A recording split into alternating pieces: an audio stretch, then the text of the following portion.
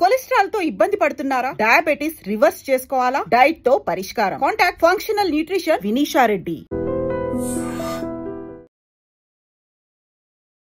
యాక్చువల్గా ఆ టైంలో ఏం జరిగింది, ఎందుకని కశ్మీర్ ఇష్యూ ఇంకా సాల్వ్ కావట్లేదు? కాంగ్రెస్ వాళ్ళ దగ్గర చరిత్ర చెప్పమని చెప్పండి, అది బెస్ట్. ఎందుకంటే వాళ్ళే అంటారు కదా మోదీకి తెలియదని. సర్దార్ పటేల్ గారి గురించి కొంచెం చదువుకోమని చెప్పండి. ఇండియాలో భారతదేశంలో ఉన్న జనరేషన్ దీనికి సఫర్ అవుతారని చెప్పారు. మీరు యునైటెడ్ నేషన్స్కి వెళ్ళింది ఇన్ని రోజులు అజరుద్దీన్ గుర్తులేని అజరుద్దీన్ ఇప్పుడు ఎట్లా గుర్తొచ్చారండి మీకు ఎలక్షన్ కన్నా కొన్ని? జమ్మూ కాశ్మీర్లో జరిగింది. సో పొన్నం ప్రభాకర్ గారు చెప్పేటప్పుడు హిస్టరీ ఒకసారి చదువుకోమని చెప్పారు. సుభాష్ చంద్రబోస్ కాంగ్రెస్ నుంచి బయటకు ఎందుకు వెళ్ళారంటే మీకు గుర్తుంటుంది, మీరు మీ పాపను చూసుకోకపోతే పిల్లని చూసుకోకపోతే ఇంకోటి చూసుకుంటారు అంతే.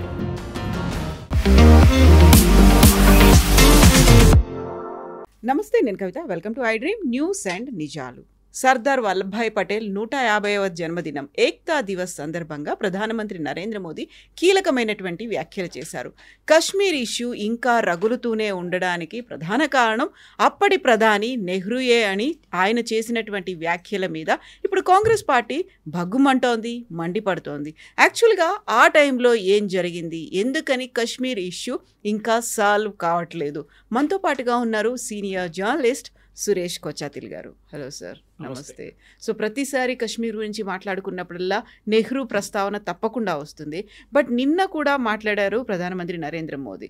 సో 150th బర్త్ యానివర్సరీకి సందర్భంగా. సో ఎందుకని కాంగ్రెస్ పార్టీ దాన్ని ఖండిస్తోంది? చరిత్ర తెలియకుండా మోదీ మాట్లాడాడు అనే మాట ఎందుకు వస్తోంది? కాంగ్రెస్ వాళ్ళ దగ్గర చరిత్ర చెప్పమని చెప్పండి, అది బెస్ట్. ఎందుకంటే వాళ్ళే అంటారు కదా మోదీకి తెలియదని. సర్దార్ పటేల్ గారి గురించి కొంచెం చదువుకోమని చెప్పండి ముందు. సర్దార్ పటేల్ భారతదేశంలో ఉన్న 560 ఆడ్ ప్రిన్స్లీ స్టేట్స్ని మర్జ్ చేశారు ఒక సంవత్సరంలో. మనందరం అనుకుంటాం 1947లో నెహ్రూ గారు ప్రధానమంత్రిగా ఉన్నారు అని. కాదు, మన కాన్స్టిట్యూషన్ ఫామ్ అయింది 1950లోనే. The constitution was adopted in 1950 26 January. దాన్ని మన రిపబ్లిక్ డే అని మనం వీ సెలబ్రేటెడ్. అప్పుడు దాకా ఫ్రమ్ 1947 ఆగస్ట్ 15th టు 26 జనవరి 1950 దాకా ముగ్గురు కలిసి భారతదేశాన్ని పరిపాలించారు. చక్రవర్తి రాజగోపాలాచారి, సర్దార్ పటేల్, జవహర్లాల్ నెహ్రూ. జాయింట్లీ ఏ డిసిషన్ తీసుకోవాలన్నా వీళ్ళు ముగ్గురు అగ్రీ చేయాలి. నెహ్రూ ఒకరే కాదు. కానీ ఏం చేశారంటే 1947లో మనకు అందరు తెలిసిందే ప్రాబ్లం ఎక్కడొచ్చిందంటే 560 ప్రిన్స్లీ స్టేట్స్ని 46 నుంచే పటేల్ అండ్ పటేల్ గారు అసిస్టెంట్ ఒకరు ఉన్నారు, ఐసీఎస్ ఆఫీసర్, మేనోన్, బీపీ మేనోన్, వీళ్ళిద్దరు కలిసి మొత్తం కన్విన్స్ చేసి ఒక్కొక్కరితో మాట్లాడి వాళ్ళు మొత్తం మీరు ఇది మీకు ఫెసిలిటీ ఇది ఉంటుంది అని చెప్పి అందరి దగ్గర సిగ్నేచర్స్ తీసుకున్నారు. 4 రాష్ట్రాలకి ప్రాబ్లం ఉండే, ట్రావెన్కోర్, హైదరాబాద్, జూనాగఢ్ అండ్ జమ్మూ కాశ్మీర్. నలుగురికి 4 ఇష్యూస్ ఉండే. ట్రావెన్కోర్ ఇష్యూ ఏముండంటే అక్కడ ఉన్న దివాన్ ఆయన అగ్రీ చేయలేదు, ఇది నేను అగ్రీ చేయనని చెప్పారు. సో రామస్వామి ఆయన చెప్పారు నేను పట్టించుకోను, I will not agree for the demand. కానీ ఇది Raja was for it. Thirunal వాళ్ళ royal family they were for merger with Indian union. కానీ ఆయనకు ఒక్కటే ఉండే, పద్మనాభ స్వామి గుడి మా దగ్గర ఉండాలి, ఇది మా గుడి, అది మీరు తీసుకోకూడదు అని చెప్పి which government of India agreed అని. సో వాళ్ళు విలీనం అయిపోయారు. వాళ్ళు what ever you want to call it, they became a part of Indian union. Next was Junagadh. Junagadh problem ఏంటంటే అక్కడున్న రాజా నేను డైరెక్ట్ పాకిస్తాన్తో మర్జ్ అయిపోతున్నా అని చెప్పి రాసి ఇచ్చేసాడు. But Patel said nothing doing, I will not agree to it, మీరు ఏమైనా చేసుకోండి అన్నారు. అక్కడ ఒక ప్రధానమంత్రి ఉండే, జుల్ఫికర్ అలీ భుట్టో వాళ్ళ ఫాదర్, ఈ was the prime minister of Junagadh. ఆయనది ఈయన ఎంత పెద్ద గేమ్ ఆడారు. సో లాస్ట్లో పటేల్ గారు అన్నారు సరే ఎవ్రీథింగ్ ఈజ్ ఫైన్ అని చెప్పి ఇండియన్ ఆర్మీని తీసుకొచ్చి బార్డర్ గడ పెట్టారు. Now will see what you do అని చెప్పేసి ఇమ్మీడియట్గా వాళ్ళు పారిపోయారు ఇద్దరు. అండ్ ఎంటైర్ థింగ్ పాకిస్తాన్ వైపు వెళ్ళిపోయారు వాళ్ళు. So Junagadh was sorted out. So Travancore, Junagadh sort out అయిపోయి ఇంకా 2 మిగిలి ఉన్నాయి, ఒకటి జమ్మూ కాశ్మీర్ అండ్ హైదరాబాద్. హైదరాబాద్తో ఏం చేశారంటే ఒక స్టాండ్ స్టిల్ అగ్రిమెంట్ సైన్ చేశారు.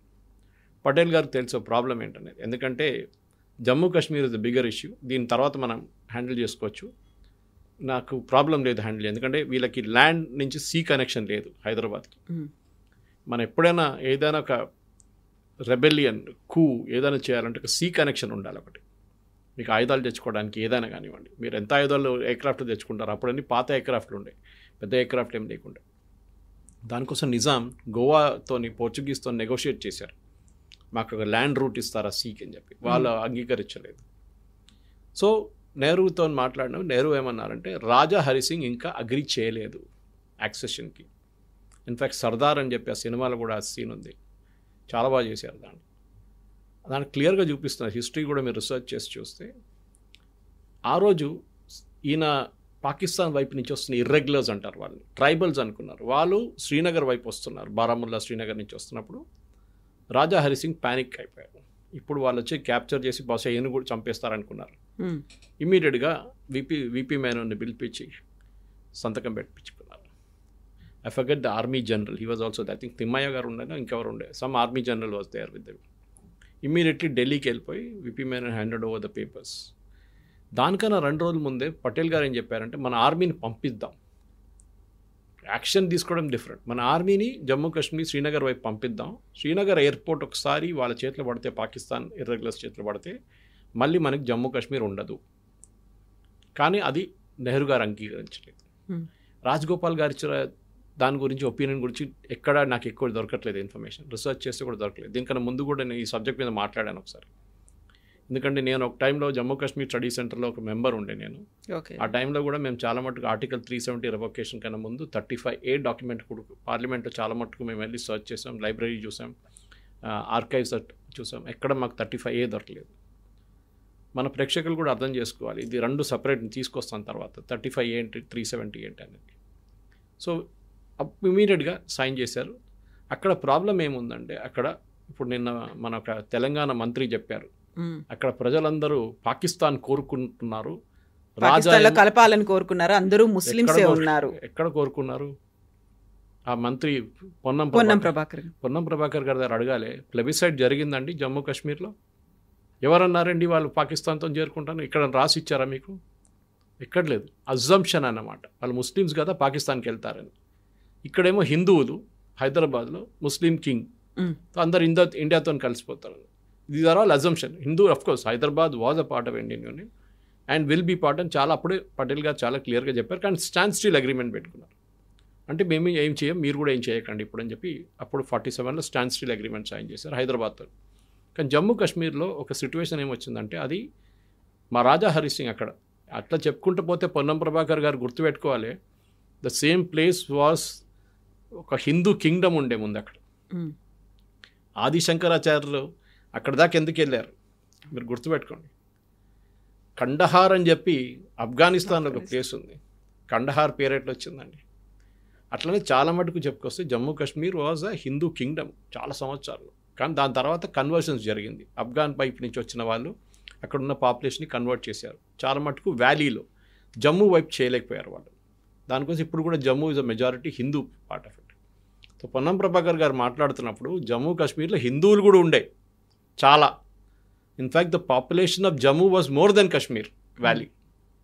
కానీ అది షేక్ అబ్దుల్లా నెహ్రూ కలిసి ఆడిన ఒక గేమ్, తర్వాత wheel bring it up later. So first correction mister Ponnam Prabhakar గారు, అక్కడ ముస్లిం ప్రజలు అని ఎక్కడ లేదు, ముస్లిం మెజారిటీ అని ఎక్కడ లేదు. It was Hindu Jammu and Kashmir was Muslim. ఇప్పుడు కూడా అంతే ఉంది చూడండి మీరు. సో ఆ ఎక్స్క్యూజ్ లేదు. ఈ పటేల్ గారు చెప్పింది, పటేల్ గారు చేసిందని మోదీ గారు చెప్పింది కరెక్టే. మోదీ గారు మాట్లాడే ముందు రీసెర్చ్ చేసి మాట్లాడతారు, ఆయన అతిగా ఏదో వెళ్ళి వాగడం కాదు. సో చాలా మటుకు హిస్టరీ తెలియాలంటే అది ఈ గేమ్లో ఎట్లా రాజా హరిసింగ్ ఏం చేశారు, సంతకం ఎప్పుడు పెట్టారు, ఇండియన్ ఆర్మీని పంపించారు, మనం వాళ్ళని బారాముల్లా నుంచి ఎరగొట్టి మళ్ళీ ఇంకా ముందుకెళ్ళి మనం almost we had all of that with us. కానీ నెహ్రూ ఏమో ఇప్పుడు ఆపేద్దాం, మనం ఇప్పుడు అక్కర్లేదు, we will go to United Nations అన్నారు. అన్నిటికంటే పెద్ద తప్పు పటేల్ గారు అన్నారు ఆ టైంలో, జవహర్ తుమ్ జో గల్తీ కర్ రే హో బహుత్ బడా గల్తీ హై, మీరు చేస్తున్న తప్పు చాలా పెద్ద తప్పు. జనరేషన్స్ ఇండియాలో భారతదేశంలో ఉన్న జనరేషన్ దీనికి సఫర్ అవుతారని చెప్పారు మీరు యునైటెడ్ నేషన్స్కి వెళ్ళిన దానికి.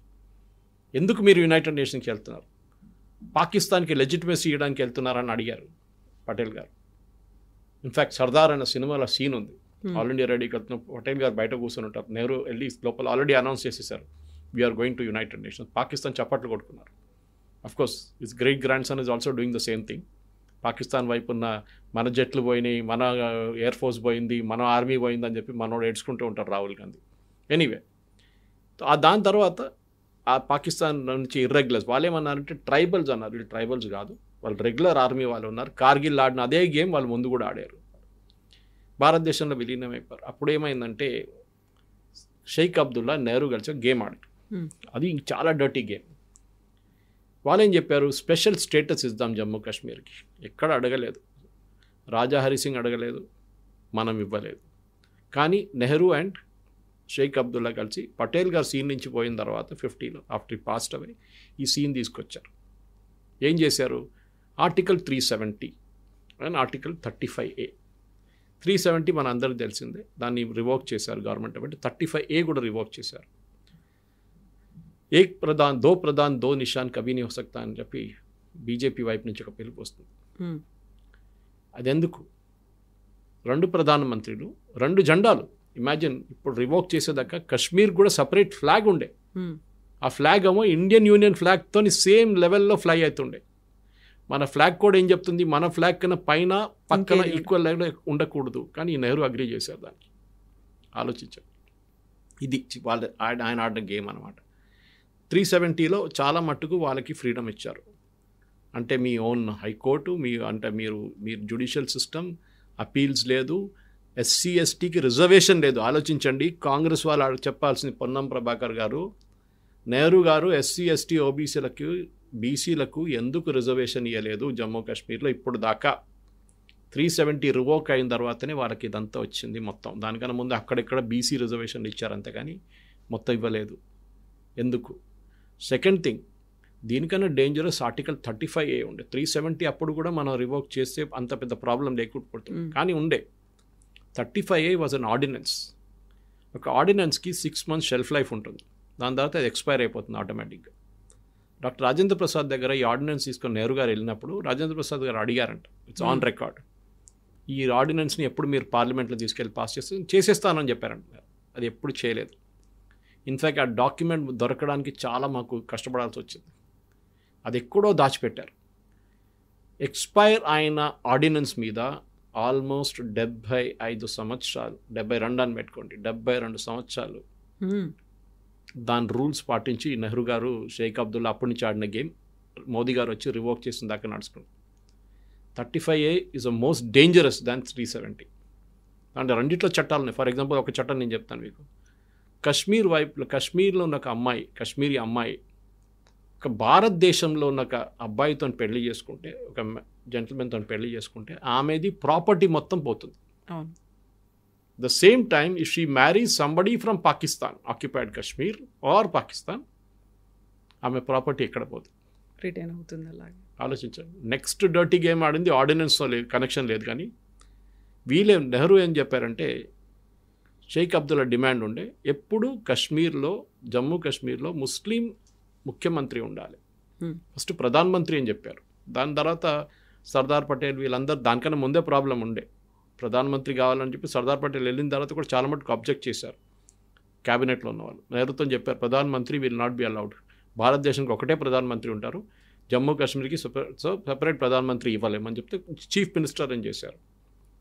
ఎప్పుడు ముస్లిం చీఫ్ మినిస్టర్ ఉండాలి కంపల్సరీ అని చెప్పారు షేక్ అబ్దుల్లా. దానికి ఏం చేయాలి, ఇప్పుడు జమ్మూ కాశ్మీర్లో కశ్మీర్ వ్యాలీలో ఉన్న సీట్స్ పెంచేశారు. ఆలోచించండి, కశ్మీర్ వ్యాలీలో ఉన్న సీట్లు పెంచారు. ముస్లిమ్స్ తక్కువ ఉన్నా కానీ పాపులేషన్ ఎక్కువ చూపించి సీట్లు ఎక్కించేశారు. అదే టైంలో మెజారిటీ హిందూ ఉన్న జమ్మూలో సీట్లు తగ్గించేశారు. సో ఇప్పుడు కూడా అదే నడుస్తుంది చూడండి. ఇప్పుడు కొంచెం పాపులేషన్ వాళ్ళది ఎక్కువైంది, ఎందుకంటే పాపులేషన్ గ్రోత్ హిందువుల్లో ఎప్పుడు తక్కువనే ఉంటుంది, ముస్లిమ్స్లో ఎప్పుడు ఎక్కువనే ఉంటుంది వాళ్ళది. ఇప్పుడు మీరు హైదరాబాద్ చూడండి, మీరు మలప్పురం చూడండి, మీరు కిషన్గంజ్ చూడండి, మీరు వెస్ట్ బెంగాల్ చూడండి. వెస్ట్ బెంగాల్లో మీరు చూసుంటారు, ఆ రోజు డేటా వచ్చింది కదా ఎలక్షన్ కమిషన్ది. వెస్ట్ బెంగాల్ డెకెడల్ పాపులేషన్ అంటే 10 సంవత్సరాల రైజ్ ఇన్ పాపులేషన్ ఇస్ 16%. కానీ అక్కడున్న ఓటర్ బేస్ 86% పెరిగింది. 16% మంది పుట్టారు, కానీ 86% మందికి ఓటర్ ఐడి కార్డులు ఉన్నాయంట. న్యాచురలీ ఆ 60-70% బయట నుంచి వచ్చారు. అది చాలా క్లియర్ అన్నమాట, దానికి భయపడుతుంది. Anyway, that is not a matter of this subject of the debate. Population demography అనేది బాగా మారుతూ వచ్చింది. దానికి తగ్గట్టుగానే అక్కడ ఉన్నటువంటి వసతులు కావచ్చు, ఇవ్వాల్సినటువంటి ఫెసిలిటీస్ ఇవన్నీ కూడా మారుతూ ఉంటాయి కదా! డెఫినెట్గా. ఎందుకంటే మన్మోహన్ సింగ్ గారు ఒకసారి చెప్పారు, Muslims have the first right on the resources of India అని. అంటే ముస్లిమ్స్కి ఫస్ట్ ప్రయారిటీ ఉంది రిసోర్సెస్ కోసం, హిందువులకు కాదు అని మన్మోహన్ సింగ్ గారు ఒక స్టేట్మెంట్ ఇచ్చారు ప్రధానమంత్రిగా ఉన్నప్పుడు.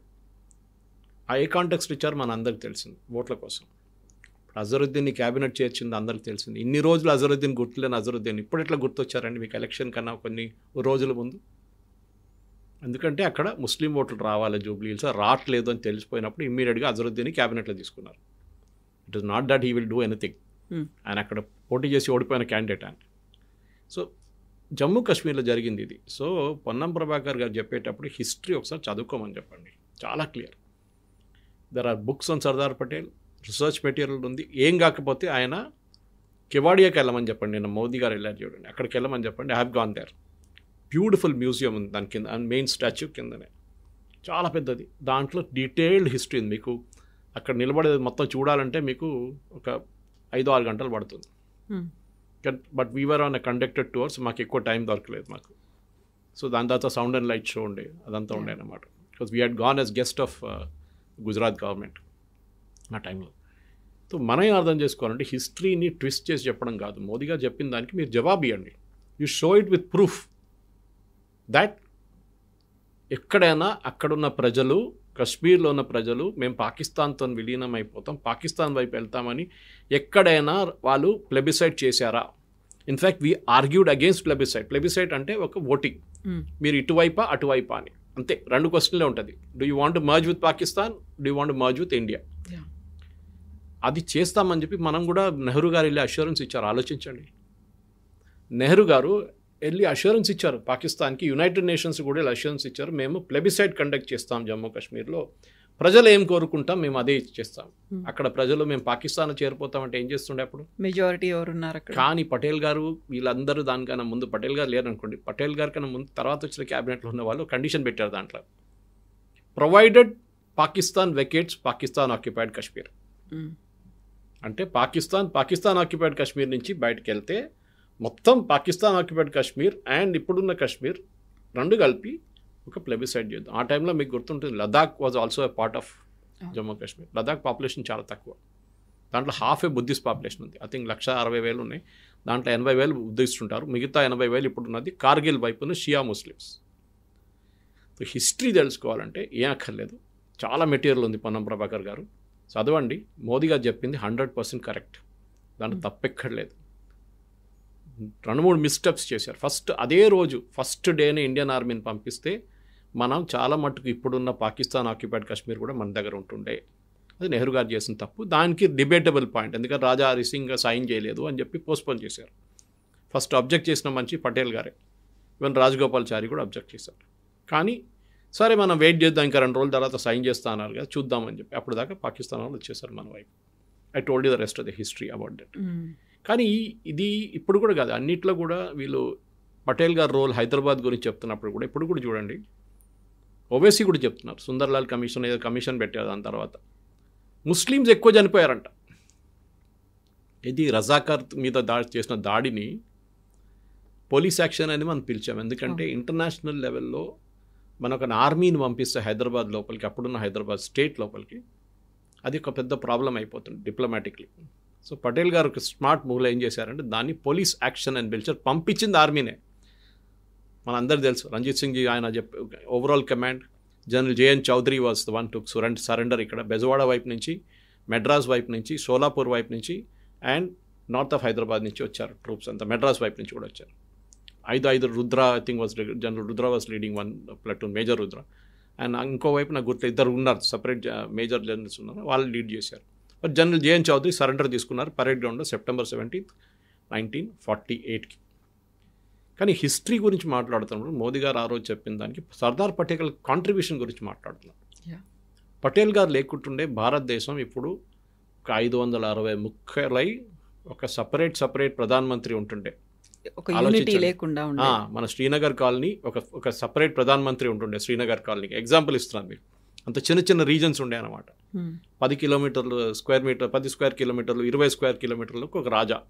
దండయాత్రలు ఉండేది, గొడవలు ఉండేది. ఇప్పుడు ఆలోచించండి. మీకు ఎగ్జాంపుల్ ఇవ్వాలంటే జర్మనీ తీసుకోండి. బిస్మార్క్ ఆ టైంలో జర్మనీని జర్మనీ చేయడానికి ఎంత కష్టపడ్డారు వాళ్ళు. ఒకటే religion and mostly one dialect. మన దగ్గర ఎన్ని రిలీజియన్స్ ఉండే, ఎన్ని డైలెక్ట్స్ ఉందో ఆలోచించండి. ఎంత లాంగ్వేజెస్ ఉన్నాయి, దాని డైలెక్ట్స్ ఎంత. దీన్ని కలిపారు. Italy had the same problem. చాలా టైం తీసుకున్నారు వాళ్ళు. And here Patel and Menon ఇద్దరు కలిసి 1 సంవత్సరం లోపలే మొత్తం కంప్లీట్ చేశారు.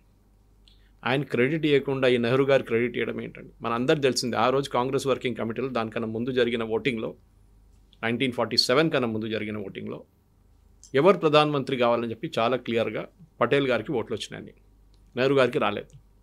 అప్పుడు కూడా మహాత్మా గాంధీ గారు పటేల్ గారిని పిలిచి మీరు పక్కన జరిగిపోండి, I want Jawahar to become the prime minister అంటే ఓకే అని చెప్పారు. అని ఆలోచించండి, ఇంత ఇప్పుడున్న పాలిటిక్స్లో అది అస్సలు జరగదు. ఆ టైంలో హీ వాజ్ సో మెగ్నానిమస్. సరే దేశేదం కోసం మీరు చెప్తున్నారు కదా, నేను పక్కన జరిగిపోతాను. దానికన్నా ముందు కూడా ఉండే, మీకు గుర్తుంటుంది కవిత గారు, the problem was with Subhash Chandrabose. Subhash Chandrabose Congress నుంచి బయటికి ఎందుకు వెళ్ళారంటే మీకు గుర్తుంటుంది, I think it was the Tripura కాంగ్రెస్లో పట్టాభి సీతారామయ్య గారు క్యాండిడేట్గా పోటీ చేస్తున్నారు అగేన్స్ట్ సుభాష్ చంద్రబోస్. పట్టాభి సీతారామయ్య గారు ఏమో గాంధీ గారి క్యాండిడేట్. అండ్ గాంధీ గారు పిలిచి చెప్పారంట సుభాష్ చంద్రబోస్కి, on record, this is also there in his memories, నేను ఇది పట్టాభి సీతారామయ్య నా క్యాండిడేట్ చేస్తున్నాను, నేను సపోర్ట్ చేస్తున్నాను, ఆయన ఓడిపోతే నేను ఓడిపోయినట్లా. సుభాష్ చంద్రబోస్ గెలిచి ఏం చేస్తే మొత్తం కాంగ్రెస్ వర్కింగ్ కమిటీలో ఉన్న అందరు కలిసి ఆయన వ్యతిరేకంగా గాంధీ ఒక క్యాంపెయిన్ నడిపించారు. సుభాష్ చంద్రబోస్ నెక్స్ట్ డే రాజీనామా చేసి కాంగ్రెస్ ఇడిసేసి ఫార్వర్డ్ బ్లాక్ అనే పార్టీ పెట్టుకున్నారు. సో ఇది అంబేద్కర్ గారితో జరిగింది. Ambedkar was never in Congress by the way, ఆయన ఎప్పుడు కాంగ్రెస్ పార్టీలో లేకుండా. కానీ నెహ్రూ క్యాబినెట్ నుంచి రిజైన్ చేసిపోయారు. దాని తర్వాత 2 సార్లు లోక్సభకి పోటీ చేశారు అంబేద్కర్ గారు, మీకు గుర్తుంటుంది. ఒకసారి ఔటర్ ముంబై నుంచి, ఇంకోసారి తానే వైపు నుంచి, ఎక్కడి నుంచో 2 సార్లు గెలవలేదు, ఓడిపోయారు. 2 సార్లు ఓడిపోయారు. 2 సార్లు ఓడించింది నెహ్రూ. పర్సనల్ ఇంట్రెస్ట్ తీసుకున్నారు. సెకండ్ టైం పాపం ఆయన సెక్రటరీగా ఉన్న, ఆయన పర్సనల్ అసిస్టెంట్గా ఉన్న ఒక మనిషిని తీసుకొచ్చి కాంగ్రెస్ క్యాండిడేట్గా పెట్టారు అంబేద్కర్ గారు. ఆలోచించండి ఎంత hurt he would have felt. గెలవకూడదు అంబేద్కర్, ఏ పరిస్థితుల్లో కూడా లోక్సభకి రాకూడదు అని చెప్పి నెహ్రూది ఒక ఏం చెప్తారు, he had very very strong opinion about. దానికోసం పర్సనలీ క్యాంపెయిన్ చేసి అంబేద్కర్ గారిని ఓడించిన మనిషి నెహ్రూ. కాంగ్రెస్ వాళ్ళు ఇక్కడ వెళ్ళి అంబేద్కర్ గారి స్టాచ్యూ మీద దండలు వేసే టైంలో ఇది గుర్తుపెట్టుకోవాలి. And he told very clearly, నెహ్రూకి చెప్పారు క్యాబినెట్ నుంచి రిజైన్ చేస్తున్నారు, ముఖం మీద పడేసి వెళ్ళిపోయారు పేపర్, ఐఎమ్ రిజైనింగ్. ఆ హిందూ కోడ్ గురించి ఉంటే that's a different debate all together, ఆ బిల్ గురించి. But he had a very strong opinion. అది చాలా క్లియర్. కానీ ఇప్పుడు ఏం చెప్తారు, బీజేపీ వాళ్ళు అంబేద్కర్ గారిని ఇన్సల్ట్ చేస్తూ అంటారు. Sir I have no debate, వాళ్ళు బీజేపీ క్యాండిడేట్, బీజేపీ రిప్రజెంటేటివ్ని పిలిపించుకొని మీరు డిబేట్ చేసుకోవచ్చు వాళ్ళు. కానీ హిస్టరీ నుంచి కోట్ చేసేటప్పుడు హిస్టరీ కోట్ చేయాలి. మన ఏదో ఆర్గనైజ్డ్ హిస్టరీ కాదు కోట్ చేసేది. Left is Romila తాపారి, Irfan hubby రాసిన హిస్టరీ కాదు మన హిస్టరీ. ఆ నిజమైన హిస్టరీ ఇప్పుడు బయటకు వస్తుంది. ఆ హిస్టరీలో కూడా మీరు రీసెర్చ్ చేస్తే చాలా మట్టుకు, ఎస్పెషల్లీ సుభాష్ చంద్రబోస్ మీద చాలా ఉన్నాయి మెటీరియల్, పటేల్ గారి మీద చాలా మెటీరియల్ ఉన్నాయి. ఇన్ఫ్యాక్ట్ పటేల్ గారు డిప్రెషన్లో వెళ్ళిపోయి ఆయన హెల్త్ ఇంత పాడిపోయి లాస్ట్ చనిపోయారు ఆయన. He would stayed on for another 5-6 years easily. కానీ ఈ నెహ్రూ చేసిన కుట్రతోనే, ఆయన చేసిన క్యాంపెయిన్ కన్సిస్టెంట్గా పటేల్ గారిని కిందకి దింపడానికి ట్రై చేస్తున్న మనిషి తానే. పటేల్ గారు లాస్ట్లో ఈ అటు కంప్లీట్గా బెడ్ రిడన్ అయిపోయారు. దాని తర్వాత హీ వెంట అవి. పటేల్ గారు పోయిన తర్వాత కూడా ఆమె వాళ్ళ కూతుర్ని చూసుకోలేదు గవర్నమెంట్ ఆఫ్ ఇండియా, అస్సలు పట్టించుకోలేదు. భారతరత్న ఎప్పుడు ఇచ్చారండి ఆయనకి, ఆలోచించండి. వీళ్ళందరూ వాళ్ళకి ఇచ్చుకున్నారు భారతరత్న. నెహ్రూ ఉన్నప్పుడు నెహ్రూకి ఇచ్చుకున్నారు భారతరత్న. ఇందిరాగాంధీ ఉన్నప్పుడు ఇందిరాగాంధీకి ఇచ్చుకుంది. రాజీవ్ గాంధీ పోయిన తర్వాత ఇచ్చారు. పటేల్ గారికి ఎన్ని సంవత్సరాల తర్వాత, పటేల్ గారికి 49లో రావాలంటే, 50లో రావాలంటే, సరే రిపబ్లిక్ వచ్చిన తర్వాత ఇద్దామంటే why it was Bharat Ratna not given. ఆయనకి ఎందుకు ఇవ్వలేదు? ఇది ప్రాబ్లం. సో మన హిస్టరీలో కూడా కరెక్ట్ చేసేటప్పుడు పొన్నం ప్రభాకర్ గారు కానీ ఎవరైనా కానీ, and I'm ready to SIT with him across the table, ఒక న్యూట్రల్, ఒక ఏం చెప్తారు, ఒక డిబేట్, ఒక పర్సన్ తీసుకొచ్చి న్యూట్రల్ ప్లాట్ఫామ్ మీద I'm ready to debate him point to point, fact to fact. ఏం జరిగింది అప్పుడు పటేల్ గారికి, నెహ్రూ గారికి ఏం జరిగింది, పటేల్ గారికి, అంబేద్కర్ గారికి ఏం జరిగింది అన్నది. ఎందుకంటే ఇట్ ఈస్ న్యాచురల్. చాలామంది అన్నారు పటేల్ గారిని బీజేపీ హైజాక్ చేసుకొని తీసుకెళ్ళిపోయారని. బిఫోర్ దట్ బోస్ గారిని హైజాక్ చేసుకొని తీసుకెళ్ళిపోయారు. బోస్ గారి స్టాచ్యూ ఎందుకు పెట్టలేదండి ఢిల్లీలో కర్తవ్య పట్ల? దానికన్నా ముందు నెహ్రూ గారు వచ్చి చేశారా? చేయలేదు కదా. మోదీ గారు చేశారు తర్వాత కర్తవ్య పథ్లో సుభాష్ చంద్రబోస్ స్టాచ్యూ. ఇప్పుడు హైదరాబాద్లో మీద అడుగుతున్నానండి, సర్దార్ పటేల్ గారి స్టాచ్యూ ఎక్కడ ఉందని చెప్పండి కవిత గారు. ఇందిరాగాంధీ అంటే మీరు చెప్తారు అక్కడ ఇక్కడ అక్కడ ఇక్కడ, నెహ్రూ అంటే నెహ్రూ కూడా చెప్తారు అక్కడ ఇక్కడ చాలా చోట్ల. సర్దార్ పటేల్ గారి స్టాచ్యూ ఎక్కడ ఉంది? ఉండే ఒకటి మేజర్ స్టాచ్యూ ఉన్నది మన సికింద్రాబాద్ స్టేషన్ దగ్గర. అంత నెగ్లెక్ట్ అన్నమాట. ఒక భారతదేశం చేసిన మనిషిని అసలు పట్టించుకోలేదు వీరెవరు, కాంగ్రెస్ వాళ్ళు. దాన్ని బీజేపీ హైజాక్ చేసి తీసుకెళ్తే నేను దాంట్లో తప్పేం లేదు. మీరు మీ పాపను చూసుకోకపోతే, పిల్లని చూసుకోకపోతే ఇంకొకరు చూసుకుంటారు అంతే.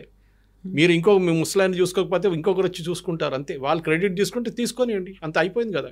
You have not done it. Bharat Ratna ఇవ్వలేదు.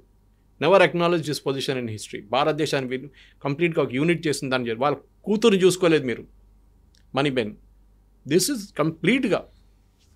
ఇన్ఫ్యాక్ట్ మీరు బిలీవ్ చేయరు కవిత గారు, he was such a strong man Patel. ఆయన లాయర్గా ఆర్గ్యూ చేస్తున్న case, I think you must be knowing this. ఆయన లాయర్గా ఒక కేసు ఆర్గ్యూ చేస్తున్నప్పుడు వాళ్ళ వైఫ్ చనిపోయారని చెప్పి న్యూస్ వచ్చింది. She was suffering from cancer. ఆయన పీస్ పేపర్ చూసుకొని పాకెట్లో వేసి ఆర్గ్యూ చేశారు. కేసు గెలిచారు. ఆ రోజు గెలిచిన తర్వాత జడ్జికి చెప్పారు, I have to leave because my wife has passed away. Commitment చాలా ఇంపార్టెంట్. నెహ్రూ చేయలేదని చెప్పట్లేదు ఎవరు. నెహ్రూ చేయలేదు. Nehru was more of a playboy అని కూడా చెప్పాను నేను. బట్ హీ వాజ్ మోర్ ఒక ఇమేజ్ క్రియేట్ చేశారు. ఇప్పుడు ఏమనంటే నెహ్రూ ఐఐటి పెట్టాడు, నెహ్రూ ఐఐఎమ్స్ తీసుకొచ్చారు, నెహ్రూ ఇస్రో చేసింది. సారీ, ఇస్రో నెహ్రూ కాదు, సంబంధమే లేదు ISRO. HAL before independence it is the private company, దాన్ని టేక్ ఓవర్ చేసుకున్నారు అంతే. It is the private company. I think the Walchand group వాళ్ళది ఉండే అనుకుంటారు. అది తీసుకొని వీళ్ళు హెచ్ఏఎల్ని కన్వర్ట్ చేసుకున్నారు. నెహ్రూ గారు ఇస్రో చేశారు, నెహ్రూ గారు అది తీసుకొచ్చారు, దాన్ని పెద్ద పని చేశారండి. నెహ్రూ గారు తీసుకొచ్చిన ఈ సోవియట్ సోషలిస్ట్ ఎకానమీతోని మన ఇక్కడ పడున్న ఇప్పుడు కూడా చైనా కన్నా చాలా వెనకకి వెళ్ళిపోయాం. మనతో ఇండిపెండెన్స్ వచ్చిన సౌత్ కొరియా ఎక్కడికి వెళ్ళింది చూడండి, షిప్ బిల్డింగ్లో number 1 in the world, electronics చాలా హెడ్ ఆఫ్ అస్.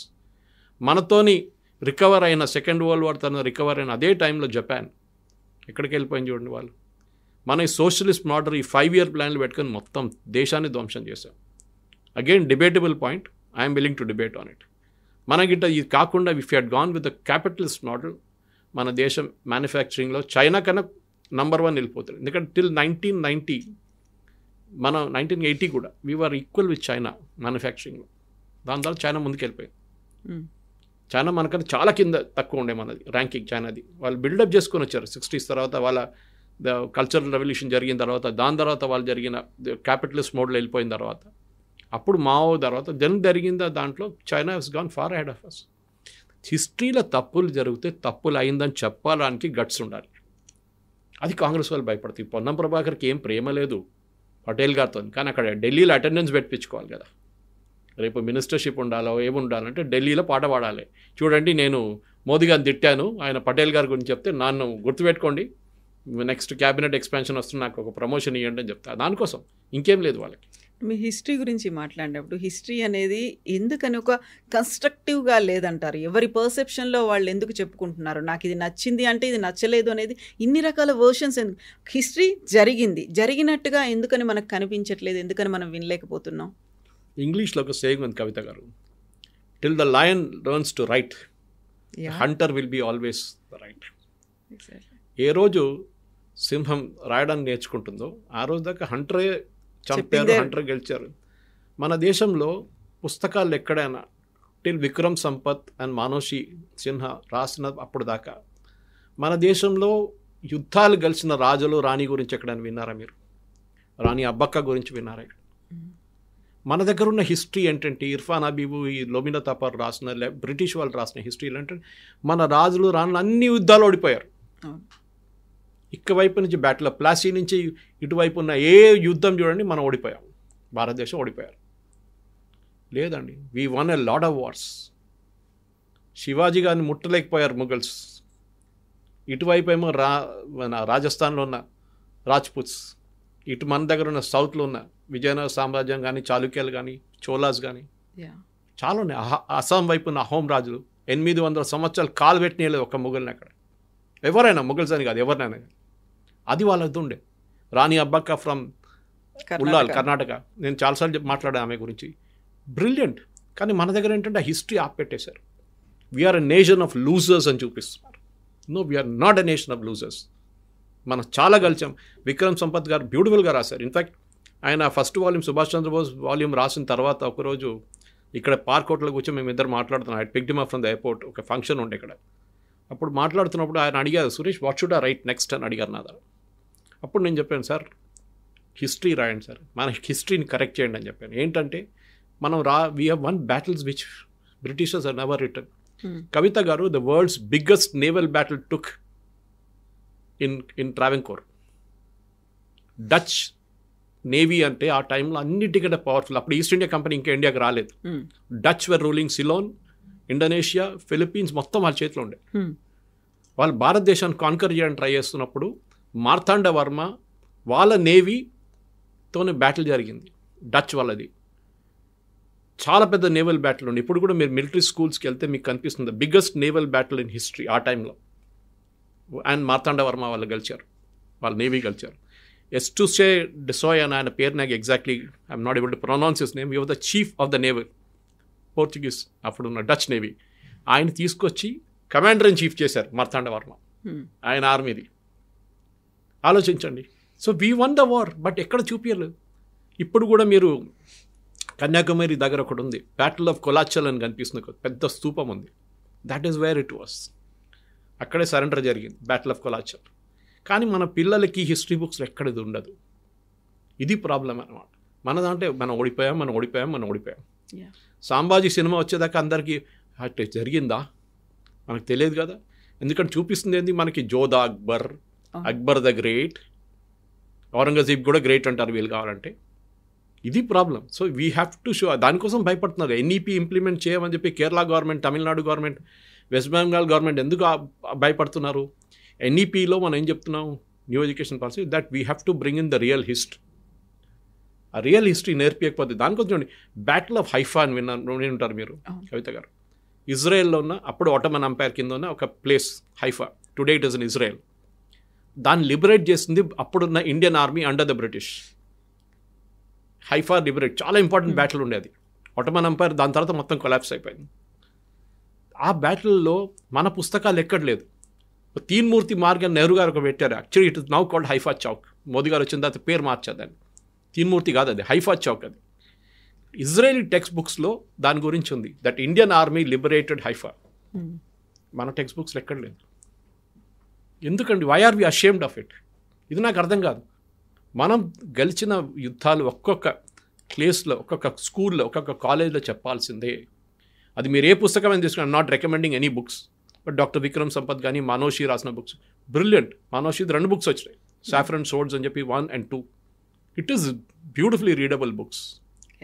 అది హిస్టరీలో ఉండాలి. సో మీరు అడిగిన ప్రశ్నకి కశ్మీర్ నుంచి మొదలై మన ఇండిపెండెన్స్ దాకా వచ్చేటప్పుడు చాలా మట్టుకు హిస్టరీని లెఫ్టిస్ట్ హిస్టోరియన్స్ మొత్తం చేంజ్ చేసేసారు. This was the deal between Indira Gandhi and Jyoti Basu. మీకు గుర్తుంటుంది ఇది, వీళ్ళు ఎట్లా వచ్చారు అకాడమిక్స్లోని. దానికి ఎంత పెద్ద స్టోరీ ఇంకోటి ఉంది. లెఫ్టిస్ట్ కేరళలో ఈఎంఎస్ నంబూదిరిపాట్ గవర్నమెంట్ ఫామ్ చేసిన తర్వాత దాన్ని డిస్మిస్ చేసింది నెహ్రూ. ఆలోచించండి, డెమోక్రటిక్లీ ఎలక్టెడ్ ఫస్ట్ కమ్యూనిస్ట్ గవర్నమెంట్ ఉంది, వాళ్ళని డిస్మిస్ చేశారు నెహ్రూ. కమ్యూనిస్ట్ వాళ్ళు థ్రెట్ దట్ అని చెప్పి డిస్మిస్ చేశారు. దాని తర్వాత వెస్ట్ బెంగాల్లో కమ్యూనిస్టులు వచ్చినప్పుడు తర్వాత జ్యోతిబాసు అక్కడి నుంచి ఎక్స్పాన్షన్ ప్లాన్ చేస్తున్నప్పుడు ఇందిరాగాంధీ ఒకరోజు జ్యోతిబాసుని పిలిపించి, మీరు వెస్ట్ బెంగాల్ నుంచి బయటికి రాకండి, మీకు ఏం కావాలి చెప్పండి అని అడిగారు. నాకు 25%, ఫస్ట్ 50 అన్నారు. 50 నుంచి అకాడమిక్స్ మా వాళ్ళు ఉండాలి, అంటే మా ప్రొఫెసర్స్ కానీ లెక్చరర్స్ కానీ వైస్ ఛాన్సలర్స్ అంతా మా లెఫ్టిస్ట్ వాళ్ళు ఉండాలి. ఇందిరాగాంధీ అగ్రీడ్. హిస్టరీ మా వాళ్ళు రాస్తారు, అది ఉంది. ఎందుకంటే ఒకసారి మీరు చిన్న పిల్లల బ్రెయిన్లో you are nation of losers losers losers losers అని చెప్తే వాళ్ళు కూడా మొత్తం సైక్ అయిపోతారు. వాళ్ళు కూడా అదే మెంటాలిటీకి వచ్చేస్తాం, మనం ఓడిపోతాం, మనం ఏం చేస్తాం, మనంతా మన కింగ్స్ రాజులంతా యూజ్లెస్ ఉండే ఆ టైంలో. కాదండి, they were brilliantly Brave. So ఈ జ్యోతిబాసు ఇందిరాగాంధీ కలిసిన గేమ్ ఆడినా అది పెద్ద, నేను మాట్లాడుకుంటే ఇంకో ½ అవర్ పోతుంది దానికి. ఆ టైం నుంచి హిస్టోరియన్స్ ఇప్పుడు కూడా చూడండి, జేఎన్యూ లాంటి ప్లేస్లో, జాదవ్పూర్ యూనివర్సిటీ లాంటి ప్లేస్లో, మన దగ్గర హెచ్సియూలో కూడా ఉండే ముందు, ఇప్పుడు అక్కడ అయిపోయింది. ఎఫ్లూలో ఉండే మన దగ్గర చాలా యూనివర్సిటీస్ లెఫ్టిస్ట్, ఈవెన్ ప్రైవేట్ యూనివర్సిటీలు, అజీం ప్రేమ్జీ యూనివర్సిటీ లాంటి యూనివర్సిటీలు, టిస్ట్ లాంటి ప్లేస్లో. ఎందుకంటే ఒకసారి మీరు యంగ్ ఏజ్లో ఎవరినైనా బ్రెయిన్ వాష్ చేస్తే వాళ్ళు పెద్ద అయినప్పుడు కూడా they will still remain with the same thought process. కానీ ఒక సేయింగ్ ఉంది, if you're a communist at 18 you got a brain in the right place. ఒక 18 years ఉన్నప్పుడు మీ కమ్యూనిజం మీ బ్రెయిన్లో ఉన్నప్పుడు your brain is, but at 30 if you're still a communist your brain is in the wrong place. ఎందుకంటే మీరు అప్పుడు దాకా మీకు రియాలిటీ వచ్చేస్తుంది, ఈ కమ్యూనిజం అది ఏంటని, ఇదంతా ఫేక్ అని చెప్పేసి. ఇప్పుడు నక్సలైట్లు సరెండర్ చేస్తున్నాడు చూడండి, అట్లనే అయిపోతుంది లాస్ట్. సో దానికోసం ఈ షుడ్ ఎన్ష్యూర్ మన పిల్లలకి జమ్మూ కాశ్మీర్ హిస్టరీ ఒకటే కాదు, పొన్నం ప్రభాకర్ చెప్పిన హిస్టరీ కాదు, మోదీ గారు చెప్పిన హిస్టరీ కూడా చెప్పక్కర్లేదు. ఐఎమ్ నాట్ సెయింగ్ మోదీ గారు చెప్పింది అంత కరెక్ట్ అని. You deduce from the historical material on hand, దాన్ని బట్టి డిబేట్ చేయండి. ఓపెన్ డిబేట్, కొట్లాడడం కాదు, ఓపెన్ డిబేట్ చేయండి. నేను చెప్పాను కదా, I also come and SIT ఎక్కడైనా కానివ్వండి. హిస్టరీ నేర్పించాలి పిల్లలకి, and right history of Bharat, అది చాలా ఇంపార్టెంట్. సాయి దీపక్ గారు చాలా మంచి పుస్తకాలు రాశారు, ఇండియా దట్ ఈస్ భారత్ అని చెప్పేసి. దట్ ఈస్ బ్రిలియంట్ బుక్స్, ఆయన రాసిన బుక్స్ అంతా. Yes, sir. Thank you so much. Thank you.